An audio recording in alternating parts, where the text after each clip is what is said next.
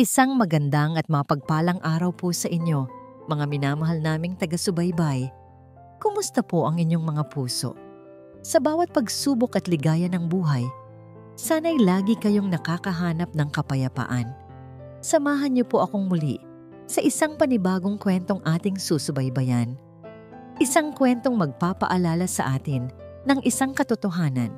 Sabi nila, ang pinakamabigat na pasanin ay ang katahimikang puno ng hindi masambit na salita. At ang pinakamatinding lunas, kung minsan, ay hindi matatagpuan sa paglimot, kundi sa matiyagang pag-aalaga sa isang pag-asang halos tuluyan ng nalanta. Paano kung ang tanging paraan para muling marinig ang tawa sa isang tahanan ay ang matutunang pakinggan ang sigaw na walang tunog? May sariling tunog ang kalungkutan sa loob ng Hacienda de Amihan. Hindi ito ingay ng pag-iyak o hikbi. Ito ay ang malawak at malalim na katahimikan. Isang katahimikang lumalamon sa yaman at ganda ng mansyon na ipinundar ni Dalisay Roses. Nakatayo si Dalisay sa harap ng malaking salaming pinto na nakatanaw sa hardin. Ang hardin na dating puno ng makukulay na tulipan, ang paborito ng kanyang yumaong asawang si Amihan, ay isa na lamang ngayong lupain ng mga tuyot na tangkay at nalantang dahon. Ang mga ito ay mga saksi sa kaligayahang lumipas. Isang paalala ng tawang bigla na lang naglaho. Sa gilid ng kanyang paningin, sa isang sulok ng malawak na sala, nakaupo ang 8 taong gulang niyang anak na si Hiraya. Tahimik itong gumuguhit sa kanyang kwaderno. Ang buong atensyon ay nasa dulo ng kanyang lapis. Hindi ito nag-aangat ng tingin. Hindi ito nagsasalita. Halos 1 taon na. Simula ng araw na yon, ang mundo ni Hiraya ay nanatili sa loob ng mga pahina ng kanyang drawing book. At sa bawat araw na lumilipas, pakiramdam ni Dalisay ay lalo siyang napapalayo sa mundong yon. Ang bigat sa kanyang dibdib ay halos hindi na niya makayanan. Hanggang sa isang gabi, 6 na buwan na ang nakalipas, sa isang charity gala na halos pilit lang siyang dinaluhan, isang himala ang dumating sa anyo ng isang babae. Ang pangalan niya ay Luningning Soliman. Naaalala pa ni Dalisay ang kanyang tawa, isang tunog na tila pumunit sa makapal na kumot ng kanyang pagdadalamhati. Sa gitna ng mga formal na pag-uusap at pilit na ngiti, ang halakhak ni Luningning ay totoo. Ang kanyang mga mata ay nagniningning, puno ng buhay, at nang ngumiti ito sa kanya, naramdaman ni Dalisay ang isang bagay na matagal na niyang kinalimutan: pag-asa. At ngayon, pagkalipas ng 6 na buwan, si Luningning ay narito na. Nakaupo sa mamahaling carpet sa tabi mismo ni Hiraya. May hawak itong libro ng mga fairy tale at ang malambing niyang boses ay pumupuno sa katahimikan ng sala. And so, the brave knight found the sleeping princess. Basa ni Luningning, ang kanyang boses ay tila musika. He leaned down and gave her a gentle kiss, and slowly, the princess opened her eyes. Hindi kumikibo si Hiraya. Patuloy lang ito sa pagguhit. Ngunit para kay Dalisay, ang tanawin sa kanyang harapan ay isang perpektong larawan. Si Luningning, ang anghel na ipinadala sa kanila. Ang anghel na dahan-dahang nagbabalik ng kulay sa kanilang mundong naging itim at puti. Hindi pa ngumingiti si Hiraya, pero hindi na rin ganoon kabigat ang hangin sa paligid. At iyon, para kay Dalisay, ay sapat na. Nang gabing iyon, dinala niya si Luningning sa hardin. Ang malamig na hangin ng Tagaytay ay yumayakap sa kanila habang nakatayo sila sa gitna ng mga nalantang tulipan. Hinawakan ni Dalisay ang mga kamay ni Luningning. Alam kong pangit ang lugar na ito ngayon. Panimula niya, ang boses ay bahagyang nanginginig. Ito ang mundo ni Amihan, at nang mawala siya, namatay na rin ito. Tumingin si Luningning sa kanya, ang mga mata ay puno ng pag-unawa. Ang mga alaala ay hindi namamatay salay. Nagiging parte sila ng kung sino tayo. Pero ayoko nang mabuhay sa alaala lang, Ning, sabi ni Dalisay, mas hinigpitan ang hawak sa mga kamay nito. Gusto kong bumuo ng mga bago, kasama ka. Lumuhod siya sa harap ng nabiglang si Luningning at mula sa kanyang bulsa ay kinuha ang isang maliit na kahon. Luningning, hayaan mo akong mahalin ka. Hayaan mong tulungan mo kaming muling mamuhay. Pakasalan mo ako. Tumulo ang mga luha sa mga mata ni Luningning, mga luhang kumikinang sa ilalim ng ilaw ng buwan. Tumango ito, hindi makapagsalita sa simula. Oo. Yes, Dalisay. Yes. Niyakap niya ito ng mahigpit at sa kauna-unahang pagkakataon, sa loob ng 1 taon, naramdaman ni Dalisay na ang bigat sa kanyang dibdib ay gumaan. Ito na iyon, ang simula ng kanilang bagong buhay. Sabay nilang bubuhayin muli ang hardin. Sabay nilang ibabalik ang nangiti sa mga labi ni Hiraya. Nang pumasok na sila sa loob ng bahay, masaya at puno ng mga pangarap para sa hinaharap, hindi nila napansin ang isang maliit na anino na lumabas mula sa likod ng kurtina. Dahan-dahang lumakad si Hiraya palabas ng pinto. Ang mga paa ay walang sapin. Naglakad siya patungo sa gitna ng hardin, kung saan kanina lang ay nakaluhod ang kanyang ama. Yumuko siya at dinampot ang isang tuyot na bulaklak ng tulipan. Ang mga talulot nito ay marupok at halos maging alikabok sa kanyang palad. Tinitigan niya ito. Walang lungkot, walang saya. Ang kanyang mga mata, na minsan ay kasing liwanag ng sa kanyang ina, ay blangko at walang anumang emosyon, isang malalim at nakakakilabot na kawalan. Ang Hacienda de Amihan ay nagkaroon ng bagong buhay. Ang malungkot na katahimikan ay napalitan na ng malamyos na tunog ng mga kubyertos na tumatama sa plato, ng mahinang musika mula sa radyo, at higit sa lahat, ng masayang tawa ni Luningning na umaalingaw-ngaw sa buong kabahayan. Para kay Dalisay, ang bawat umaga ay isang biyaya. Gigising siya sa amoy ng kapeng bagong timpla at ng paborito niyang sinangag. Pagbaba niya, sasalubong sa kanya ang isang Luningning na nakangiti. Suot ang isang simpleng bestida pero nagliliwanag pa rin ang kagandahan. At sa mesa, naroon si Hiraya. Tahimik pa rin, ngunit hindi na nagkukulong sa sulok. Uupo ito sa kanyang silya, sa harap ng isang platong puno ng pagkain na maingat na inihanda ni Luningning. Good morning, my love. Bati sa kanya ni Luningning isang umaga, kasabay ng isang magaan na halik sa pisngi. Pinaghanda ko kayo ng paborito ninyo. Tumingin si Dalisay sa kanyang anak. Kumain ka na, anak, sabi niya sa malambing na boses. Kumuha ng tinapay si Hiraya at isinawsaw sa gatas. Ang mga mata ay nakatuon lang sa kanyang plato. Hindi pa rin ito nagsasalita, ngunit ang presensya nito sa hapagkainan ay isang malaking hakbang na para kay Dalisay. Salamat kay Luningning. Lahat ng ito ay dahil sa kanya. Siya ang pasensya. Siya ang pag-unawa. Siya ang araw na muling sumikat sa kanilang madilim na mundo. Kailangan ko nang umalis, sabi ni Dalisay matapos ubusin ang kanyang kape. May mahalagang meeting sa opisina. Mag-iingat ka, sagot ni Luningning. Inaayos ang kwelyo ng kanyang polo. Huwag mo kaming alalahanin ni Hiraya. Maglalaro kami sa hardin mamaya. Sa huling sulyap ni Dalisay bago sumakay sa kotse, nakita niya si Luningning na lumuhod sa tabi ni Hiraya. May ibinubulong dito habang marahang hinahaplos ang buhok ng bata. Napangiti si Dalisay. Nasa mabuting mga kamay ang kanyang anak. Ang paraisong nawala sa kanya ay unti-unti nang bumabalik. Ngunit nang sumarado na ang malaking tarangkahan ng hacienda at nawala na sa paningin ang sasakyan ni Dalisay, ang ngiti sa mga labi ni Luningning ay dahan-dahang naglaho. Ang haplos sa buhok ni Hiraya ay bahagyang humigpit. Tumayo siya at tiningnan ang bata mula sa itaas. Ang boses na kanina'y sinlambing ng pulot ay naging malamig na tila yelo. Hiraya, sabi niya, tumingin ka sa akin kapag kinakausap kita. Hindi gumalaw ang bata, patuloy lang sa pagsubo ng tinapay. Lumuhod muli si Luningning, ang muka'y magkapantay na sila ngayon. Hinawakan niya ang baba ni Hiraya at pilit na iniharap sa kanya.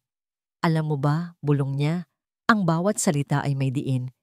Na nalulungkot ang papa mo kapag hindi ka nagsasalita. Kapag hindi ka ngumingiti, iniisip niya na baka hindi mo ako gusto. At kapag iniisip niya yon, nalulungkot siya. Gusto mo bang malungkot ang papa mo? Dahil sa'yo? Isang butil ng luha ang pumatak mula sa mata ni Hiraya. Mabilis itong umiling. Good, sabi ni Luningning, at muli siyang ngumiti. Ngunit ang nangiting iyon ay hindi na umabot sa kanyang mga mata. Kaya maging isang mabait na bata ka. Dahil kung hindi, baka isipin ni Papa na ikaw ang problema at baka iwanan ka na lang niya sa akin. Binitawan niya ang baba ng bata at tumayo na. Ang perpektong imahe ng isang mapagmahal na ina ay bumalik sa kanyang tindig. Nang hapon na yon, pag-uwi ni Dalisay, naabutan niya ang dalawa sa sala. Nakakalat ang mga pangkulay ni Hiraya sa sahig.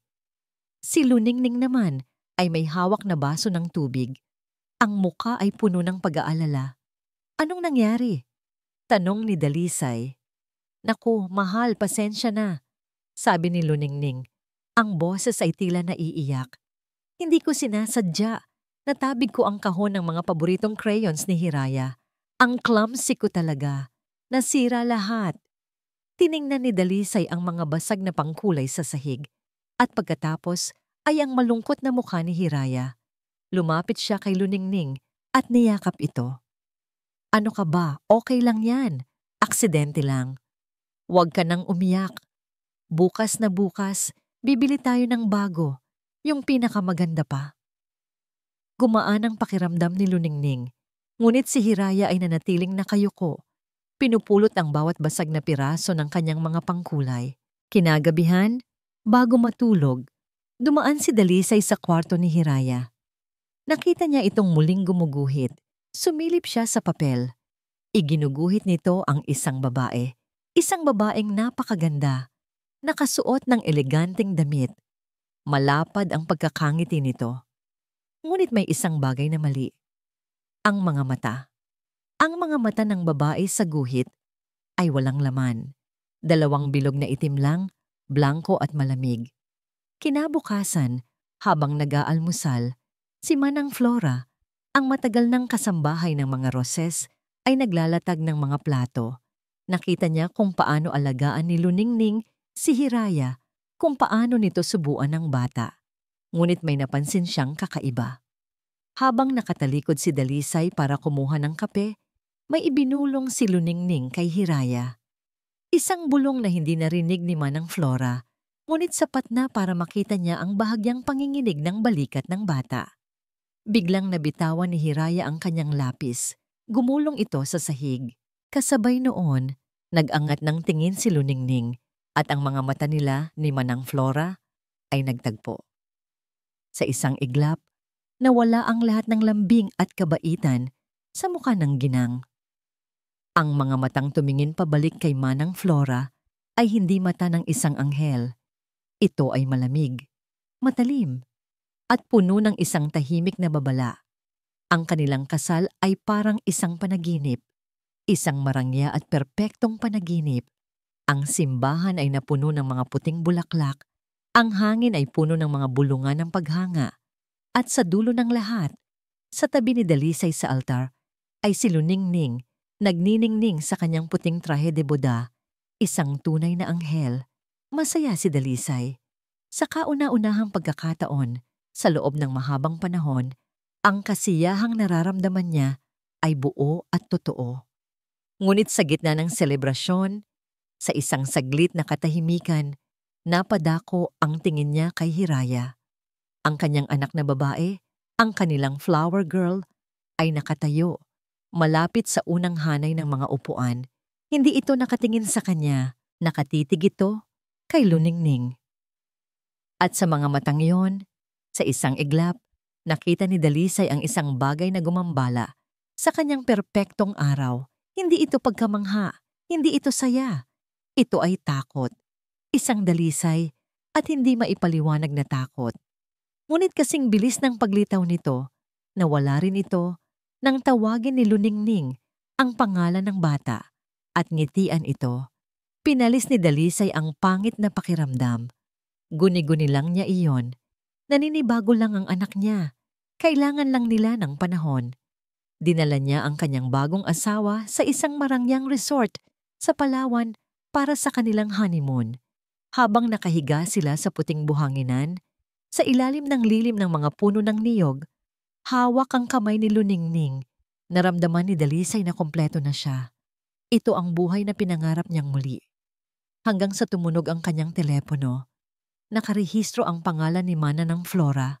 Agad siyang kinabahan. "Hello, Manang. May problema ba?" Ang boses sa kabilang linya ay nanginginig at puno ng pag-aalala. "Sir Dalisay, si Hiraya po. Mataas po ang lagnat. Ayaw kumain. At gabi-gabi na lang po siyang binabangungot. Sumisigaw po. Laging tinatawag ang mami-amihan niya." Biglang nanlamig ang buong katawan ni Dalisay.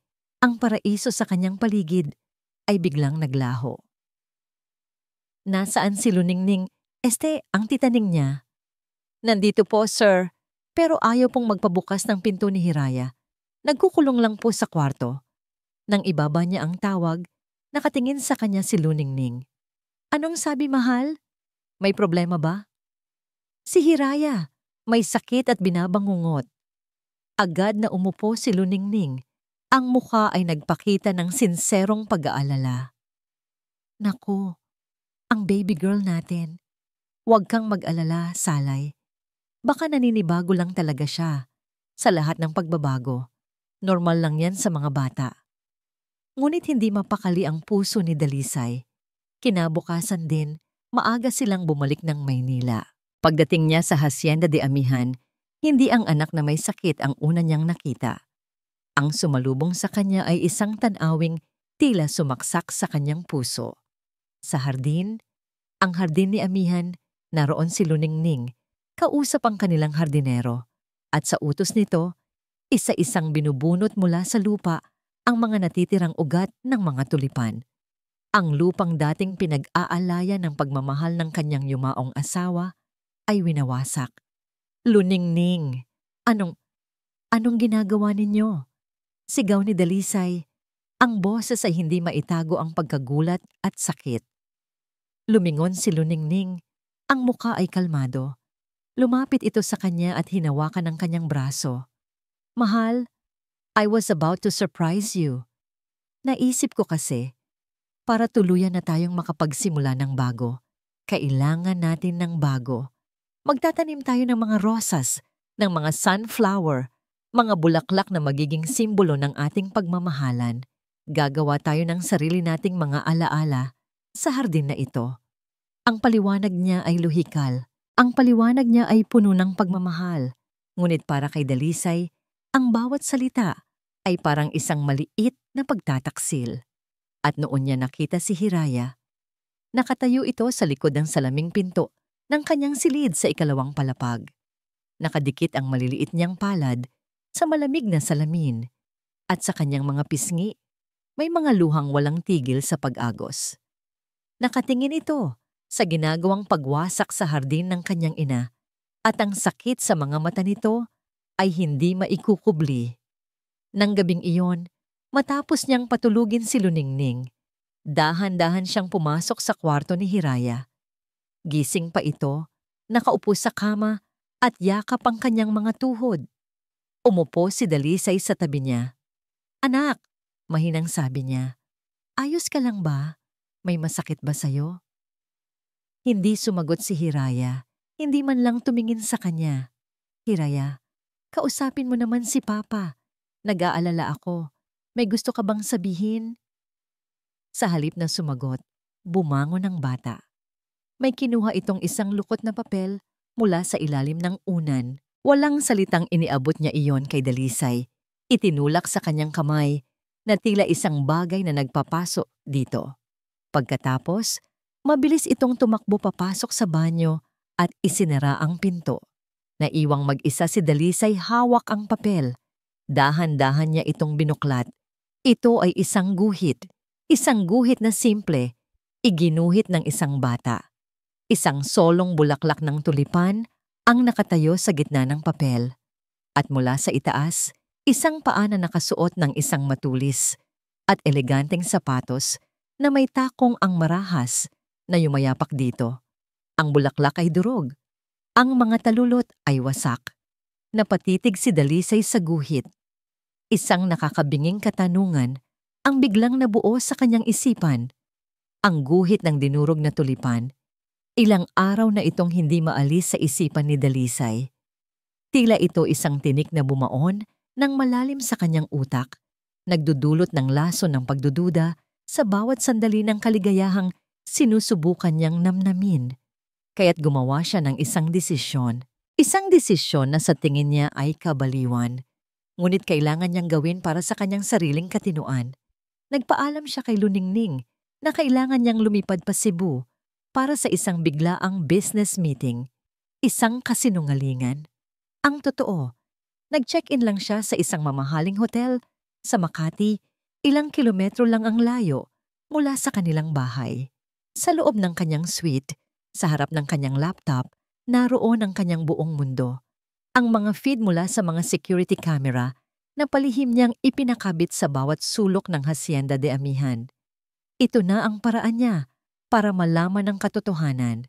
Ngunit ang katotohanang ipinapakita sa kanya ng screen ay isang sampal sa kanyang mga hinala. Doon, sa screen, nakita niya si Luningning na matiyagang sinusubuan si Hiraya sa hapagkainan. Ngumumingiti ito kahit hindi pinapansin ng bata. Nakita niya itong sinusubukang basahan ng kwento si Hiraya. Ang boses ay puno ng lambing. Nakita niya itong hinahaplos ang buhok ng kanyang anak habang natutulog ito. Isang perpektong ina. Isang anghel. Nababaliw na yata ako. Bulong ni Dalisay sa sarili. Isinasabunot ang mga daliri sa kanyang buhok. Pinagdududahan niya ang isang babaeng wala namang ginawa, kundi mahalin sila. Pinag-iisipan niya ng masama ang lunas na ipinadala sa kanila ng langit dahil lang sa isang guhit ng bata. Ngunit kahit anong pilit niyang kumbinsihin ang sarili, may isang bahagi sa kanya, isang maliit at madilim na sulok ng kanyang pagkatao, ang instinct ng isang ama na sumisigaw na may mali. May mali. Hindi na niya natiis. Kinagabihan, hindi siya mapakali. Ang bawat minuto sa loob ng hotel room ay parang isang oras ng pagpapahirap. Isang malakas na puwersa ang humihila sa kanya pabalik. Isang pakiramdam na kailangan niyang umuwi. Ngayon na, palihim siyang nag-drive pabalik sa Tagaytay, sa ilalim ng dilim ng gabi. Ipinark niya ang kotse sa di kalayuan at maingat na pumasok sa kanilang bakuran na tila isang magnanakaw sa sarili niyang pamamahay. Tahimik ang buong bahay. Ang lahat ay natutulog na sa kanilang mga pangarap o sa kanilang mga bangungot. Hindi niya alam kung ano ang nagtulak sa kanya, ngunit ang kanyang mga paa ay dinala siya sa hardin. Ang hardin na ngayon ay isa ng malawak na bakanting lupa. At doon, sa gitna ng kadiliman, isang alaala ang bumalik sa kanya. Isang hapon, ilang taon na ang nakalipas, naglalaro sila ni Amihan at isang maliit na Hiraya ng tagu-taguan. Ang paboritong taguan ni Hiraya ay sa likod ng isang malaking bush ng gumamela, kung saan may isang hilera ng mga ladrilyo sa lupa. May isang ladrilyo doon na bahagyang gumagalaw. Doon niya itinatago ang kanyang mga kayamanan, isang magandang bato, isang makulay na pakpak ng paru-paro, isang tansan, ang kanilang munting lihim. Dahan-dahang lumapit si Dalisay sa lugar na yon. Ang bush ay naroon pa rin. Yumuko siya at sa tulong ng flashlight ng kanyang telepono, hinanap niya ang ladrilyo. Nang makita niya ito, kinapa niya. Gumalaw ito. Nanginginig ang mga kamay ni Dalisay habang inaangat niya ang ladrilyo. Sa ilalim nito, sa isang maliit na hukay, naroon ang isang bagay na nakabalot sa plastik. Isang kwaderno, isang drawing book, ang isa sa mga paboritong gamit ni Hiraya. Umupo siya sa malamig na damuhan at sa liwanag lang ng kanyang cellphone, binuklat niya ito. Ang mga unang pahina ay puno ng mga masayang guhit. Isang bahay na may nakangiting araw. Tatlong tao na magkakahawak kamay, isang lalaki, isang babae, at isang bata. Si Amihan, siya, at si Hiraya. Mga bulaklak, mga paru-paro, mga makukulay na bahaghari. Ngunit habang patuloy siya sa paglilipat ng pahina, ang mga guhit ay nagsimulang magbago. Ang araw ay may malungkot ng mukha. Ang mga bulaklak ay nalalanta. Ang mga kulay ay napalitan ng itim at abo. Pagkatapos ay dumating ang mga larawang nagpatigil sa kanyang paghinga. Isang guhit ni Luningning na may ibinubulong kay Hiraya, at mula sa bibig ni Luningning ay may lumalabas na mga salitang iginuhit na parang mga tinik. Isang guhit kung saan ikinukulong ni Luningning ang isang maliit na bata sa isang madilim na aparador. Isang guhit ng kamay ni Luningning na marahas na bumubura sa mukha ng nanay sa kanilang family picture. Bawat pahina ay isang tahimik na sigaw. Bawat guhit ay isang patak ng luha. Nasa huling pahina na siya. Ang hininga niya ay tila naipit sa kanyang lalamunan. Ang guhit na ito, ang pinakamalinaw sa lahat. Si Luningning nakatayo sa harap ng isang malaki at eleganteng salamin. Ang kanyang mukha ay perpekto. Ang kanyang ngiti ay matamis at kaakit-akit. Ngunit ang kanyang refleksyon sa salamin, hindi si Luningning ang nasa salamin. O marahil, ito ang totoong siya. Ang refleksyon ay isang nilalang na may maliliit na sungay na nakatago sa buhok nito. Ang mga mata nito ay ganap na itim, walang buhay, at ang bibig nito nakangiti. Ang parehong matamis at kaakit-akit na ngiti na nasa labas ng salamin. Kasabay ng pagbagsak ng kwaderno mula sa kanyang nanlalambot na mga kamay, gumuho ang mundo ni Dalisay Roses. Ang bawat kilometrong tinatahak ni Dalisay pabalik sa hotel ay isang paglalakbay papalayo mula sa lalaking minsan ay siya. Ang Dalisay na puno ng pag-asa, ang Dalisay na bulag sa pag-ibig, ang Dalisay na handang maniwala sa isang anghel. Lahat sila ay namatay sa hardin ngayong gabi. Kasama ng mga guhit sa isang kwaderno. Ang pumalit ay isang bagong Dalisay. Isang lalaking ang puso ay nasusunog sa isang klase ng apoy na hindi naglalagablab, kundi nagyayelo.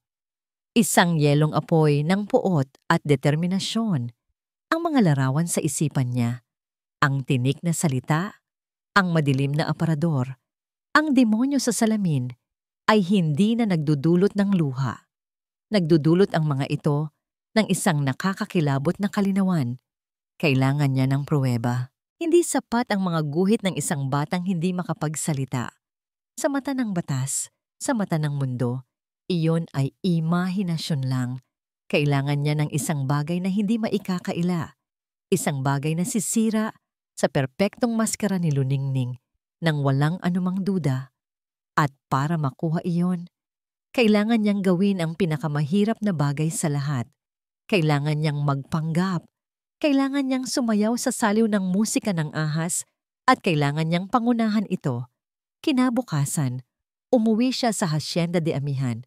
Ang kanyang pagdating ay sinalubong ng isang Luningning na may ngiti sa mga labi, ngunit may bahid ng pag-aalala sa mga mata. Mahal, anong nangyari? Bakit hindi ka tumatawag? Nag-alala ako. Sa lubong nito, handa siyang yakapin. Ngumiti si Dalisay, isang ngiting pinraktis niya ng 100 beses sa salamin ng kanyang hotel room. Niyakap niya ito pabalik, ang mga braso ay naninigas. Pasensya na, my love. Naging sobrang stressful lang ng meeting. Halos hindi ako nakatulog. Okay ka lang ba talaga? Tanong ni Luningning. Sinusuri ang kanyang mukha. Hinaplos ni Dalisay ang pisngi nito. Oo. At narealize ko, masyado na yata kitang napapabayaan dahil sa trabaho. Mula sa kanyang bulsa, kinuha niya ang isang maliit, pelus na kahon. Para sa'yo. Binuksan ito ni Luningning at isang marangyang kwintas na diamante ang sumilaw mula sa loob. Napasinghap ito sa pagkamangha. Dalisay, hindi mo kailangan, putol ni Dalisay. Isinuot niya ang kwintas sa leeg nito. para sa pinakamagandang asawa sa buong mundo. Hinalikan niya ito sa labi, isang halik na lasang lason, ngunit para sa paningin ni Luningning, ito ay matamis. Sa likod ng mga matang yon, nakikita ni Dalisay ang pagkapanalo. Muli, naniwala ito. Nang hapong iyon, habang si Luningning ay abala sa pag-aayos ng mga bagong bulaklak sa florera, pumasok si Dalisay sa kanyang opisina at gumawa ng isang tawag. Isang tawag sa isang pribadong investigador, isang dating pulis na may utang na loob sa kanyang ama. Kailangan ko ng lahat, sabi ni Dalisay sa telepono. Ang boses ay malamig at walang emosyon. Lahat ng impormasyon tungkol kay Luningning Soliman, pamilya niya, mga kaibigan, mga kaaway, bawat transaksyon sa bangko. At gusto kong malaman ang lahat tungkol sa relasyon niya kay Basilio Almeda. Si Basilio Almeda, ang kanyang pinakamalaking karibal sa negosyo. Matagal na niyang nararamdaman na may kakaiba sa paraan ng pakikitungo nito kay Luningning sa mga social events. Ngayon, ang pakiramdam na yon ay naging isang matibay na hinala. Lumipas ang mga araw, si Dalisay ay naging ang perpektong asawa. Mas naging malambing, mas mapagbigay, ngunit sa bawat ngiti, sa bawat yakap, ang kanyang mga mata ay nananatiling mapagmatyag. Nakikita niya ang bawat saglit na pagbabago sa ekspresyon ni Luningning, ang bawat palihim na sulyap nito sa cellphone. Ang sayaw ay nagpapatuloy. Isang hapon, dumating ang unang ulat mula sa investigador. Isang sobrang puno ng mga litrato at dokumento. Pinuklat niya ito. Naroon ang mga litrato ni Luningning na palihim na nakikipagkita kay Basilio sa isang maliit at mamahaling coffee shop. May mga kopya ng mga bank statement nagpapakita ng malalaking halaga na dahan-dahang inililipat mula sa isang offshore account papunta sa isa pa. At pagkatapos, ang pinakamasakit na parte, isang ulat tungkol sa pamilya Soliman. Dati pala silang may maliit na kumpanya sa construction. Naging partner ng kumpanya ng ama ni Dalisay. Ngunit nalugi sila. Nawala ang lahat sa kanila matapos ang isang masamang deal. Isang deal na pinangunahan ng ama ni Dalisay Roches. Biglang nagkaroon ng kahulugan ang lahat. Hindi lang ito tungkol sa pera. Ito ay paghihiganti. Habang binabasa niya ang mga salitang iyon, tumunog ang kanyang telepono. Isang mensahe mula sa investigador. Isang attachment. Binuksan niya ito. Ito ay isang litrato. Kuha mula sa malayo. Medyo malabo. Ngunit malinaw pa rin. Napakalinaw. Si Luningning at Basilio sa loob ng kotse nito. At sila'y magkahalikan. Isang matinding kirot ng pagkakanulo ang sumabog sa dibdib ni Dalisay. Isang pamilyar na sakit na halos magpabalik sa kanya sa dating kahinaan. Ngunit mabilis itong napalitan ang nagyayelong apoy. Hinigpitan niya ang hawak sa telepono. Ang kanyang mga buko ay namumuti. Ang screen ay nagkaroon ng lamat dahil sa tindi ng kanyang diin. Tumingin siya sa bintana kung saan sa hardin nakita niya si Luningning na nakangiting nagdidilig ng mga bagong tanim na rosas. Ang anghel, ang ahas, tapos na ang pagmamanman, tapos na ang paghihintay. Panahon na para siya naman ang gumawa ng hakbang sa kanilang sayaw. Ang litrato ng halik ay hindi isang bagay na nagdulot ng selos kay Dalisay. Ito ay isang armas, isang susi na bumukas sa huling pinto ng kanyang pag-aalinlangan. Ngayon, malinaw na ang lahat. Hindi lang siya ang biktima, kundi maging ang kanyang kumpanya. Ang Roses Land Development Corporation, ang lahat ng pinaghirapan niya at ng kanyang ama ay nasa panganib. Kailangan niyang mag-isip, kailangan niyang lumamang ng isang hakbang. Ang galit, kahit gaano pa ito katindi, ay isang luho na hindi niya kayang ipagkaloob sa sarili. Ang kailangan niya ngayon ay ang lamig ng isang estratehista. Kinabukasan, kinausap niya ang kanyang pinagkakatiwalaang abogado. Sa loob ng selyadong conference room ng kanilang opisina, inilatag ni Dalisay ang lahat, maliban sa kwaderno ni Hiraya. Iyon ay isang sikretong para lang sa kanya. Ngunit ipinakita niya ang mga ulat ng investigador, ang mga bank statement, ang litrato. Maghahanda tayo ng bitag, sabi ni Dalisay. Ang boses ay matatag at walang bakas ng pag-aalinlangan. Isang bitag na sila mismo ang papasok. Naghanda sila ng mga pekeng dokumento. Isang panukalang investment para sa isang malaking proyekto sa Palawan. Isang proyektong napakaganda para tanggihan. Naglalaman ito ng mga maling datos, mga pekeng financial projection, sapat lang para kumagat ang isang taong sakim at nagmamadali. Ang layunin, hikayatin si Luningning at Basilio na ilabas ang malaking halaga mula sa mga nakaw na pondo sa pag-aakalang dodoblehin nila ang kanilang kita. Sa bahay ang pagpapanggap ni Dalisay ay umabot na sa perpeksyon. Isang gabi, habang naghahapunan, aksidente niyang naiwan ang folder ng proyekto sa Palawan sa ibabaw ng mesa. "Ano ito, mahal?" tanong ni Luningning. Ang mga mata ay agad na nagningning sa interes. "Ah, yan ba?" sabi ni Dalisay, na tila pagod. "Isang malaking proyekto. Confidential. Pero sa tingin ko, ito na ang maglalagay sa Roses Land sa ibang level. Malaking pera ang papasok." "Talaga?" Bulong ni Luningning. Ang mga daliri ay marahang humahaplos sa takip ng folder. "Oo," sabi ni Dalisay. "Pero kailangan kong mag-ingat, lalo na kay Basilio Almeda. Gagawin nun ang lahat para makuha ang deal na ito." Itinuro niya ang isang pangalan sa dokumento. "Ito ang investor na kailangan kong makuha. Kapag pumirma na siya, sigurado na tayo." Nakangiting itinabi ni Luningning ang folder, ngunit sa kanyang mga mata, nakita ni Dalisay ang apoy ng kasakiman. Kumagat ito sa pain. Habang ang bitag ni Dalisay ay dahan-dahang isinasara, hindi niya alam na sa loob ng paraisong yon, may isa pang mas madilim na plano ang nabubuo. Naramdaman ni Luningning na nagiging komplikado ang lahat. Nararamdaman niya ang bahagyang pagbabago sa kilos ni Dalisay. Ang mga tanong nito na tila may mas malalim na kahulugan. At higit sa lahat, nararamdaman niya ang mga mata ni Hiraya. Ang tahimik na mga mata ng bata ay tila nakikita ang lahat. Ang bawat pagngiti niya, ang bawat paghaplos, ay tila tinatagos ng mga matang yon. Ang bata ay isang bomba na anumang oras ay maaring sumabog. Isang problema na kailangan ng linisin. Isang hapon, habang si Dalisay ay nasa opisina, tumawag si Luningning kay Basilio. "May problema tayo," sabi niya. Ang boses ay mahina, ngunit puno ng tensyon. Ang batang yon, palagi siyang nakatingin.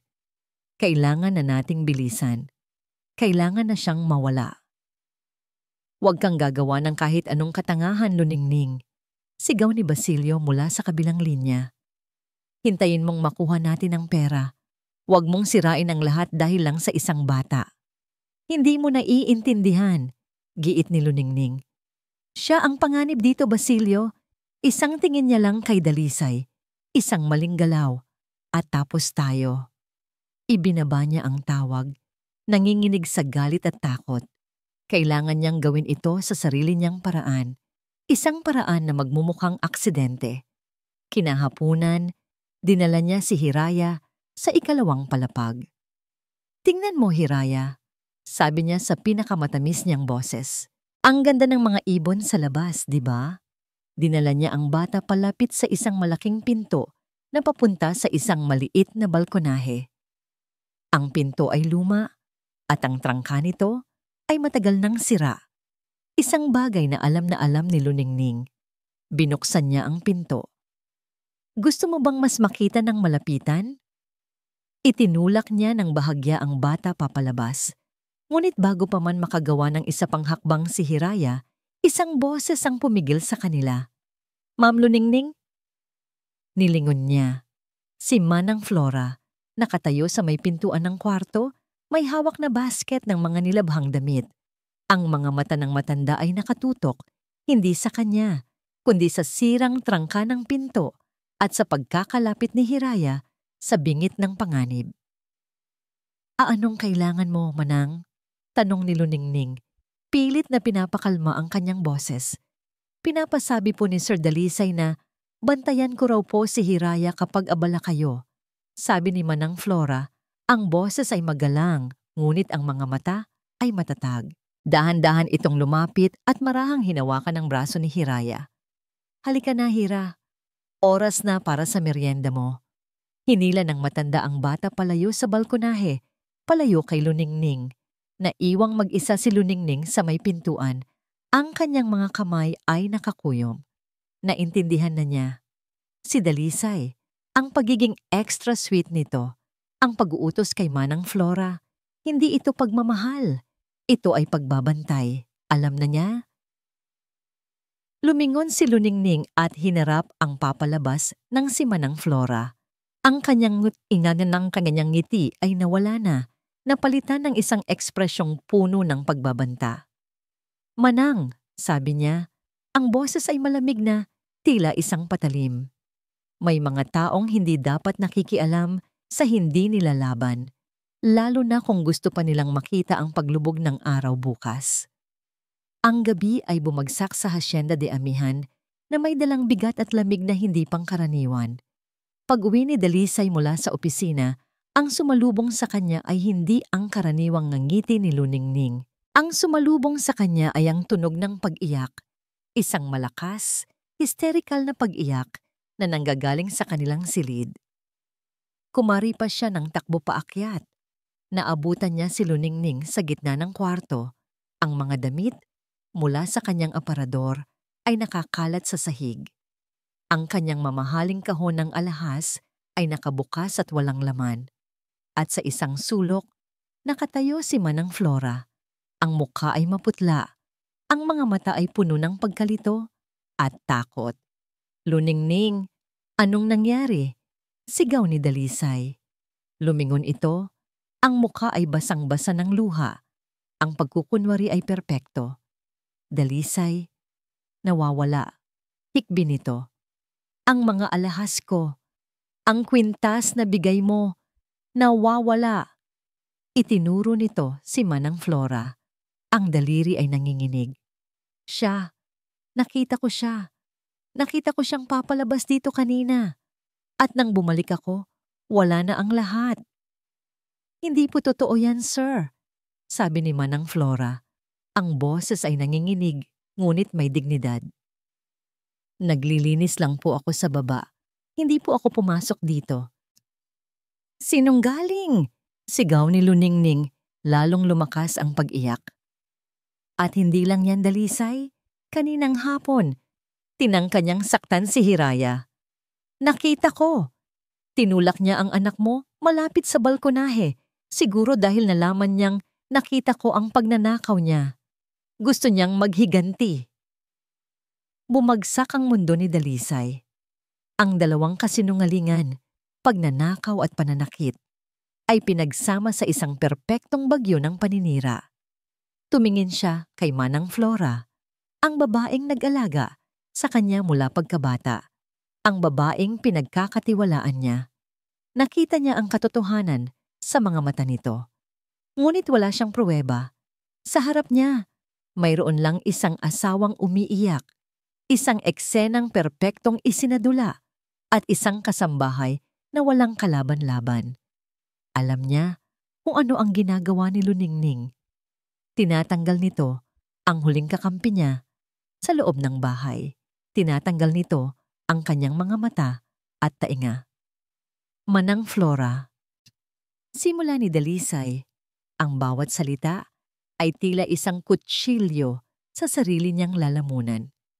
Pumunta ka muna sa opisina ko. Mag-usap tayo.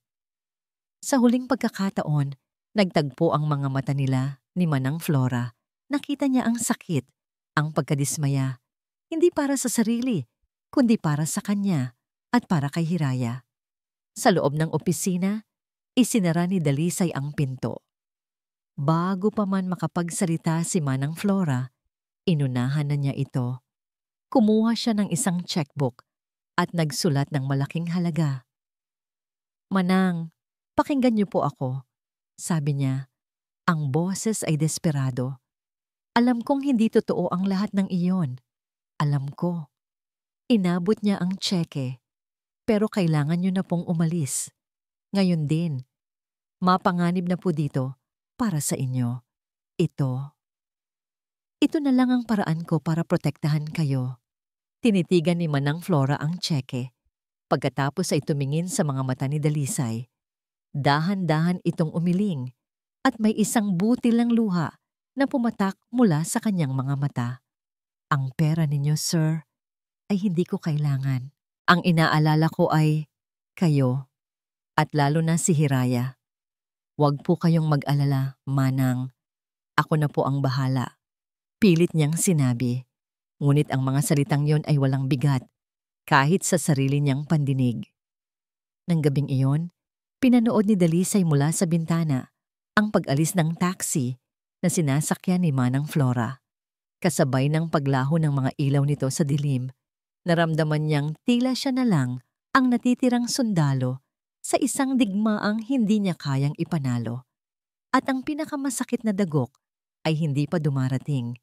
Kinatok niya ang silid ni Hiraya. Walang sagot. Sinubukan niyang buksan, ngunit nakalak ito mula sa loob. Hiraya, anak? Si Papa ito. Buksan mo ang pinto. Katahimikan. Hiraya, please, mag-usap tayo. Katahimikan pa rin. Umupo siya sa sahig, isinandal ang likod sa malamig na pinto. At doon siya nanatili. Ang bawat segundong lumilipas sa nakabibinging katahimikan ay isang dagok sa kanyang kaluluwa. Natalo na siya. Nabigo niyang protektahan si Manang Flora. Nabigo niyang protektahan ang kanyang anak. Maya-maya, may narinig siyang isang tunog mula sa loob ng silid.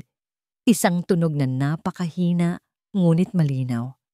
Ang tunog ng papel na pinupunit.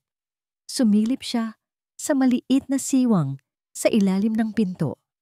At ang kanyang nakita, ang tuluyang dumurog sa kanyang puso. Sa sahig ng silid, sa liwanag na nagmumula, sa ilalim ng pinto, nakaupo si Hiraya. Ang kanyang maliit na likod ay nanginginig dahil sa tahimik na pag-iyak. At sa kanyang mga kamay, hawak niya ang kanyang kwaderno. Ang kwaderno ng katotohanan. Isa-isa, dahan-dahan, bawat pahina ay pinupunit niya. Ang guhit ng mga tinik, ang guhit ng madilim na aparador, ang guhit ng demonyo sa salamin. Lahat ay pinupunit niya, ginagawang maliliit na piraso, hanggang sa wala nang natira, kundi isang tumpok ng winasak na katibayan. Isang sigaw na walang tunog, isang pagsuko. Sa labas ng pinto, napapikit si Dalisay. Ang mga luha na matagal na niyang pinigilan ay bumuhos na. Sa sandaling iyon, naramdaman niya ang tunay na kahulugan ng pagkatalo, na wala na ang lahat. Ang tunog ng pinupunit na papel ay hindi tunog ng pagsuko para kay Dalisay. Ito ay ang tunog ng isang hudyat na nagsasabing tapos na ang pagpapanggap, tapos na ang sayaw, tapos na ang paghihintay. Ang pagsira ni Hiraya sa kanyang tanging sandata ay hindi isang pagkatalo. Ito ay isang desperadong sigaw na nagsasabing, Papa, kumilos ka na. Tumayo si Dalisay mula sa sahig. Ang mga luha sa kanyang pisngi ay tuyo na. Napalitan ng isang malamig at matigas na determinasyon. Hindi pa nawawala ang lahat. Dahil habang pinupunit ng kanyang anak ang mga guhit sa loob ng silid, siya naman, sa labas, ay dahan-dahang pinupulot ang bawat piraso. Kinaumagahan, ginugol niya ang oras sa kanyang opisina. Sa ibabaw ng kanyang mesa, tila isang sirang puzzle, naroon ang mga pinunit na papel. Maingat, gamit ang tape, isa-isa niyang binubuo muli ang mga guhit. Ang puso niya ay dinudurog sa bawat pirasong kanyang idinidikit. Ngunit ang kanyang isip ay nagiging mas matalas, mas malinaw. At sa muling pagbuo ng guhit ng demonyo sa salamin, isang detalye ang biglang tumalon sa kanyang paningin. Isang detalyeng hindi niya napansin noon dahil sa kanyang pagkagulat. Sa leeg ng refleksyon sa salamin, Iginuhit ni Hiraya ang isang maliit na marka, isang ahas na tila isang tattoo. Agad na binuklat ni Dalisay ang folder mula sa kanyang imbestigador. Hinanap niya ang mga litratong kuha kina Luningning at Basilio. At doon, sa isa sa mga litrato, kung saan bahagyang nakaangat ang kwelyo ni Basilio, nakita niya ito. Isang maliit, itim na tattoo ng isang ahas sa kanyang batok. Ang huling piraso ng puzzle ay nalagay na sa lugar. Magkasabwat sila mula pa sa simula. At si Hiraya, sa kanyang tahimik na paraan, ay nakita ang lahat. Tiningnan ni Dalisay ang kanyang telepono. Naroon na ang lahat ng kailangan niya. Ang testimonya ni Manang Flora na nai-record na niya. Ang ulat ng investigador, ang mga financial record, ang mga litrato, at isang kopya ng audio recording mula sa isang listening device na ipinalagay niya sa telepono ni Luningning. Isang recording ng pag-uusap nila ni Basilio tungkol sa paglilinis sa problema. Panahon na para tapusin ang laro. Kinuha niya ang kanyang telepono at tinawagan si Basilio Almeda. "Basilio," sabi ni Dalisay. Ang kanyang boses ay kalmado na tila nagyayelo. "Naisip ko ang alok mo. Mukhang maganda nga. Pero gusto kong pag-usapan natin ito ng personal. Halika ka dito sa bahay mamayang gabi. Maghapunan tayo kasama si Luningning para maging formal ang lahat." Natahimik sandali si Basilio sa kabilang linya, tila nagulat. Sige, Dalisay. Magandang ideya yan. Darating ako." Ang susunod na tinawagan ni Dalisay ay ang kanyang mga abogado at ang pulis. Nang gabing iyon, ang hapagkainan ng Hacienda de Amihan ay inihanda para sa tatlo. Ang pinakamamahaling mga plato ay nakalabas. Ang mga kandila ay nakasindi. Ang alak ay nakabukas.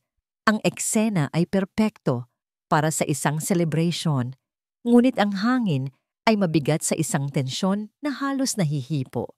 Si Hiraya ay tumangging bumaba. Mas mabuti, naisip ni Dalisay, dumating si Basilio, suot ang isang mamahaling suit, ang ngiti sa kanyang labi ay ngiti ng isang mananalo. Umupo siya sa tapat ni Dalisay, katabi si Luningning na suot ang kwintas na diamante. "So Dalisay," panimula ni Basilio, itinaas ang kanyang kopita. Para sa ating bagong pagsasama, itinaas din ni Dalisay ang kanyang kopita. Oo, sa isang bagong simula. Uminom sila. Pagkatapos, inilapag ni Dalisay ang kanyang kopita. Ang tunog nito sa mesa ay tila isang putok ng baril sa katahimikan.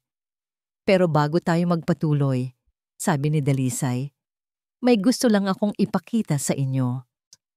Mula sa kanyang tabi, kinuha niya ang isang remote control at itinutok ito sa malaking flat-screen TV sa dingding.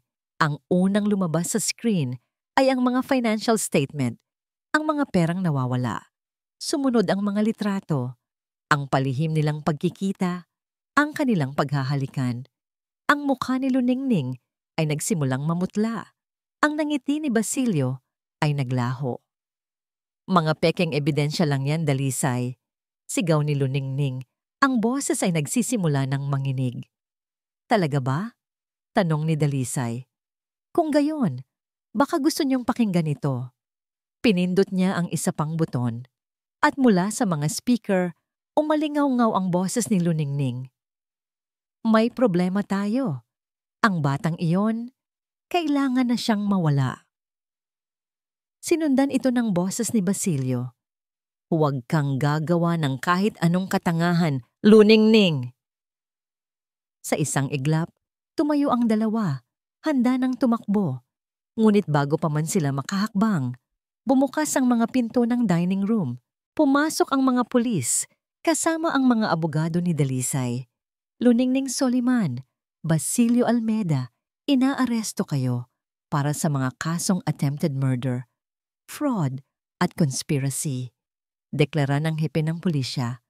Habang pinoposasan ang kanyang mga kamay, tumingin si Luningning kay Dalisay. Ang maganda niyang muka ay nabalot na ng purong puot. Ang maskara ay tuluyan ng natanggal. Hindi pa tayo tapos, Dalisay. Sigaw niya. Ang boses ay puno ng kamandag. Sinira ng ama mo ang pamilya ko at sisiguraduhin kong mararanasan mo at nang walang kwenta mong anak ang impyernong dinanas ko. Hindi kayo magiging masaya. Hindi kayo kailanman magiging payapa. Ang mga salitang yon ay tumarak sa puso ni Dalisay, ngunit hindi na siya natinag. Tinalikuran niya sila at dahan-dahang naglakad paakyat ng hagdanan, patungo sa silid kung saan naghihintay ang tanging bagay na mahalaga sa kanya. Tapos na ang digmaan, ngunit alam niyang ang pinakamahirap na bahagi ay ngayon palang magsisimula. Ang pag-alis ng mga pulis, kasama sina Luningning at Basilio, ay hindi nagdulot ng kapayapaan sa Hacienda de Amihan. Sa halip, iniwan nito ang isang katahimikan na mas malalim at mas mabigat kaysa sa dati. Isang katahimikang hindi na puno ng takot, kundi puno ng mga basag na piraso ng tiwala at mga sugat na hindi nakikita. Nawala na ang demonyo, ngunit ang mga anino nito ay nanatili. Kinabukasan, sinubukan ni Dalisay na ibalik ang lahat sa normal. Ngunit ano pa nga ba ang normal? Pumasok siya sa silid ni Hiraya. Dala ang isang bandeja ng paborito nitong almusal. Naabutan niya itong nakaupo sa tabi ng bintana, nakatingin sa labas, sa hardin na ngayon ay isa ng blangkong espasyo. Hiraya? Anak? Mahinang tawag ni Dalisay. Hindi lumingon ng bata. Inilapag ni Dalisay ang pagkain sa maliit na mesa. Naghanda si Papa ng almusal para sa'yo. Walang kibo, walang galaw. Tila isa itong estatwa na wala sa sarili nitong mundo ng katahimikan. Umupo si Dalisay sa kama. Ilang talampakan ang layo mula sa kanya. Takot na baka ang kaunting paglapit ay maging sanhi ng lalo nitong paglayo. Tiningnan niya ang kanyang anak. Ang manipis nitong mga balikat, ang buhok na bahagyang magulo, ang kawalan sa kanyang mga mata. Ang galit na naramdaman niya para kina Luningning ay napalitan ng isang umaapaw na bigat ng pagsisisi. Siya ang may kasalanan. Siya ang nagpapasok ng ahas sa kanilang paraiso. Ang kanyang pagkabulag, ang kanyang pagiging makasarili sa paghahanap ng sariling kaligayahan, ang siyang naglagay sa kanyang anak sa impyernong ito. Patawarin mo si Papa, Hiraya. Bulong niya.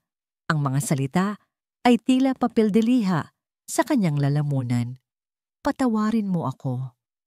Hindi pa rin gumalaw si Hiraya, ngunit nakita ni Dalisay ang marahang panginginig ng mga balikat nito. Sa mga sumunod na araw, ang Hacienda de Amihan ay naging isang monasteryo ng pasensya. Hindi na pinilit ni Dalisay si Hiraya. Hinayaan niya lang itong maging, ngunit hindi niya ito iniwan. Kapag oras ng pagkain, kakatok siya sa pinto at iiwan ang bandeha sa labas. Nandito lang sa labas ang pagkain mo, anak, sasabihin niya. Nandito lang si Papa sa baba, hindi ako aalis. Sa hapon, papasok siya sa silid nito, hindi para kausapin ito, kundi para lang maupo sa isang silya sa sulok. Magdadala siya ng libro, isa sa mga paboritong libro ni Amihan, at magbabasa siya ng malakas. Ang kanyang boses ay marahan at kalmado, pinupuno ang silid ng mga kwento tungkol sa mga hardin at mga bituin. Hindi siya tumitingin kay Hiraya. Nagbabasa lang siya, umaasang ang tunog ng kanyang boses ay maging isang kumot na babalot sa nanlalamig na puso ng kanyang anak. Isang gabi, sa sobrang pagod, hindi na malaya ni Dalisay na nakatulog na pala siya sa silyang kinauupuan niya sa loob ng silid ni Hiraya. Nagising siya sa gitna ng gabi dahil sa lamig at doon niya naramdaman may isang manipis na kumot na nakabalot sa kanyang mga binti. Dahan-dahan niyang iminulat ang kanyang mga mata. Sa liwanag na nagmumula sa buwan, nakita niya ang anino ni Hiraya na mabilis na bumabalik sa kama nito at nagkukumot. Isang maliit na hakbang, isang sinag ng liwanag sa napakakapal na kadiliman. Hindi gumalaw si Dalisay. Nagpanggap siyang tulog pa rin. Ngunit sa ilalim ng kanyang mga pilikmata, Isang mainit na luha ang dumaloy. Ang kumot. Ang simpleng gesturang iyon ang nagsilbing mitya para kay Dalisay. Nagising siya kinaumagahan, hindi na may bigat ng pagsisisi, kundi may bagong natagpuang layunin. Hindi niya kayang pilitin si Hiraya na magsalita. Hindi niya kayang burahin ang mga masasamang alaala. Ngunit meron siyang kayang gawin. Kaya niyang magtanim. Hindi na siya pumasok sa opisina. Sa halip, nagsuot siya ng lumang damit at lumabas sa hardin. Ang hardin na naging sementeryo ng kaligayahan, ang naging saksi sa kasinungalingan at pagwasak. Tiningnan niya ang tigang na lupa. Sa ilalim niyon, naroon pa rin ang mga alaala ni Amihan. Sa ibabaw niyon nabuo ang takot ni Hiraya. Kailangan niyang simulan doon. Nagsimula siyang magtrabaho. Walang hardinero. Siya lang mag-isa. Gamit ang isang pala, isa-isa niyang binungkalang lupa, tinatanggal ang mga damo at mga batong nakabaon. Ang bawat pagtarak ng pala sa lupa ay isang pag-amin sa kanyang pagkakamali. Ang bawat butil ng pawis na pumatak mula sa kanyang noo ay isang tahimik na paghingi ng tawad. Hindi niya tinatawag si Hiraya. Hindi niya ito tinitingnan sa bintana.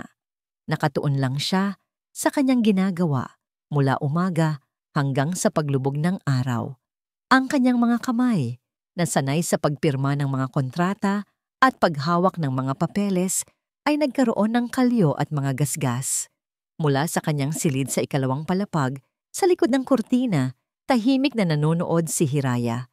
Nakikita niya ang kanyang ama sa ilalim ng sikat ng araw. Ang likod nito ay basang-basa ng pawis. Ang mukha ay seryoso. Walang ngiti, walang pagpapanggap. Isang ama lang na nagsisikap ayusin ang isang sirang bagay. Sa unang araw, nanood lang siya. Sa ikalawang araw, bahagya niyang hinawi ang kurtina.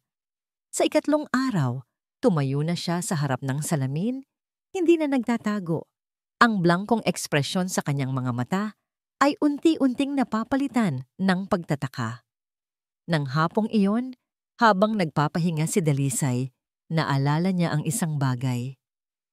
Ang nag-iisang Kiuhawa tulip na natagpuan niya sa sulok ng hardin noong gabing natuklasan niya ang kwaderno. Maingat niya itong itinago. Ito na ang oras. Kinuha niya ang kuhawa at isang maliit na dulos. Lumuhod siya sa gitna ng inararong lupa at nagsimulang humukay ng isang maliit na butas. Isang butas para sa isang bagong simula. Habang naghuhukay siya, naramdaman niya ang isang anino. Dahan-dahan siyang nag-angat ng tingin. Nakatayo sa kanyang harapan si Hiraya. Ang kanyang buhok ay iniihip ng hangin. Sa kanyang mga kamay, hawak niya ang isang maliit at lumang pandilig. Ang pandilig na dati niyang ginagamit kasama ang kanyang ina. Napatigil sa paghinga si Dalisay. Natakot siyang baka kapag gumalaw siya o nagsalita, ay mawawala ang imahe sa kanyang harapan na parang isang panaginip. Hindi nagsalita si Hiraya. Dahan-dahan itong lumapit, lumuhod sa lupa sa tapat niya, at gamit ang kanyang maliliit na kamay, nagsimula itong tumulong sa paghuhukay. Tinatanggal ang maliliit na bato mula sa butas na ginagawa ng kanyang ama. Isang ngiti, isang tunay at pagod na ngiti ang sumilay sa mga labi ni Dalisay. Ang mga luha ay muling namuo sa kanyang mga mata. Ngunit sa pagkakataong ito, hindi dahil sa sakit, kundi dahil sa isang pasasalamat na hindi niya kayang isalita. Inabot niya kay Hiraya ang Kiuhawa tulip. Maingat itong kinuha ng bata, na tila isang napakahalagang hiyas. Dahan-dahan niya itong inilagay sa butas. Magkasama nilang tinabunan ito ng lupa. Ang kanilang mga kamay ay nagkakasalubong sa ilalim ng malamig na lupa. Pagkatapos, kinuha ni Hiraya ang pandilig at dahan-dahang diniligan ang maliit na punlaan. Habang pinapanood nila ang pagbasa ng tubig sa lupa, sa isang sandali ng perpektong katahimikan, narinig ni Dalisay ang isang tunog. Isang tunog na halos isang taon na niyang hindi naririnig.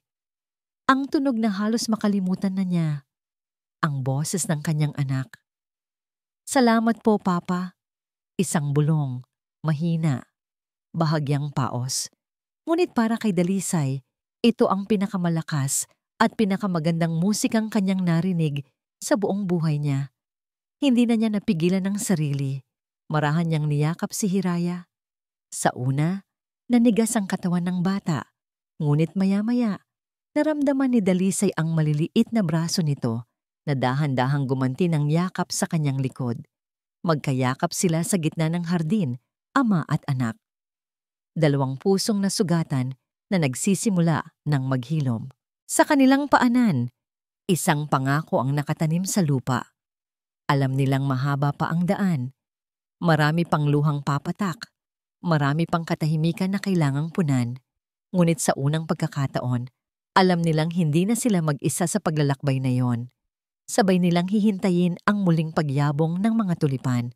Ang kwentong ating sinubaybayan ay nagpapaalala sa atin na ang mga sugat na dulot ng pananahimik ang pinakamalalim sa lahat.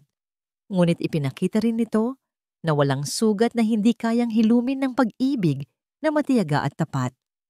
Ang pagpapatawad, lalo na sa ating mga sarili, at ang simpleng akto ng pag-aalaga sa isang hardin o sa isang pusong nasaktan ay may kapangyarihang muling buhayin ang pag-asa kahit mula sa pinakatuyot na lupa. Maraming salamat po sa inyong walang sawang pagsubaybay sa kwento ni Dalisay at Hiraya.